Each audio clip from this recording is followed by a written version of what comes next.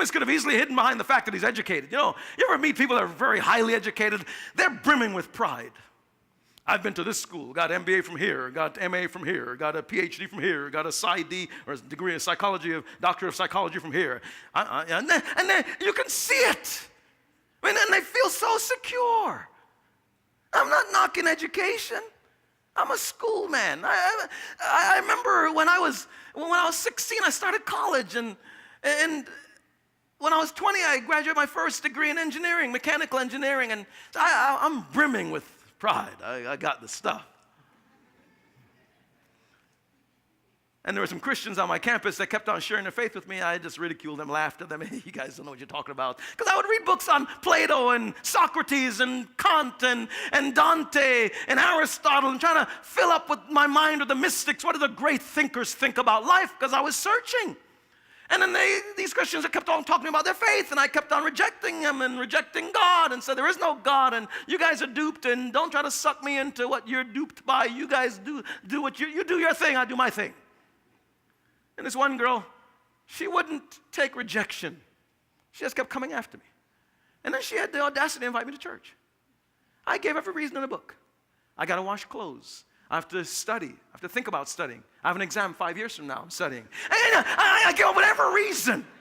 And finally the day came. She said, David, no more excuses. I want you to come to church with me. And so I came to her church. There must have been about 300 people there. I'm sitting towards the back. And I've been hanging around Christians for a while now. I mean, I'm talking the born-again folks, not the ones that use Christianity as like a tagline for a joke. I'm talking about the guys who've been really changed. I've been hanging around them. I don't know why, but I've been hanging around them.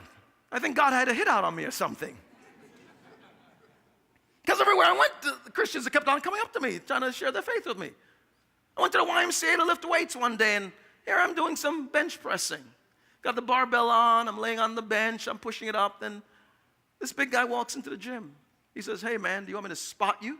That's a weightlifting term that I'll stand behind the bench. If the weight is going to collide on you because it's too heavy, I'll pick it up so it never falls on you. So I'm sitting there, I'm saying, yeah, go ahead, spot me. I'm putting on some more weights on, I'm punching up the weights. And then he looks over, he says, hey man, do you know Jesus? I said, here in the weight room? And so I said, I'm not going to that weight room again. Next time, that crazy guy may be there. So next time I went to the Y, I went swimming. So I did a couple of laps, I'm tired. Pool's empty, it's an Olympic-sized pool. There's only one other person, like in lane 5, I'm in lane 2, there's 7 lanes. This guy jumps into the pool in my lane. I grew up in New York. You don't want people near you. Even if you know them. Even if it's your mother, you stay over there, I'm over here. So he jumps into my lane. So I'm thinking, what does this clown want? All these lanes are empty. What does he want my lane? So I'm standing there, and he swims over to me, and he stands up, and he says, hey man, do you know Jesus? I said, here in the pool, do I know Jesus? I mean, God had a hit out on me. And there I am now in that church on Sunday, doing all these events. 300 people there, I'm sitting towards the back. And so I've been hanging around Christians, I learned some of their lingo, and I started critiquing the preacher's sermon. I said, if I ever get saved, that's Christian language to me, and if I ever become born again, I'd never go to this church. I'll go to a church that's a bit more intellectual. The preacher stopped in the middle of his sermon, pointed in my direction, and said, it doesn't matter what your educational level is, here we preach the word of God that a baby could understand. And he went back into his sermon. I got so scared, I sat there, I said, I will never think again in church. My brain, I'm leaving it outside. Stay outside, I'll meet you in the car. I'm just staying there like a zombie. And so, this I don't know how he figured out what I was thinking. But I'm not going to think anymore. And so what I'm learning is this, that when you deal with the whole issue, Jesus is saying, for God so loved the world that he gave his one and only Son, that whosoever believes in him will not perish but have everlasting life. The genesis of that statement was that he was disarming Nicodemus, who was religious. He said, well, put your religion to the side and your religious nature aside. And the fact that you're educated, your education. Now, verse 10 says, Jesus responded. Jesus knew a little bit about Nicodemus. He said, you are Israel's teacher. So you're talking about educated. The guy was brilliant. And when you study the requirement of priests in Bible days, they have to have memorized the first 5 books of the Bible.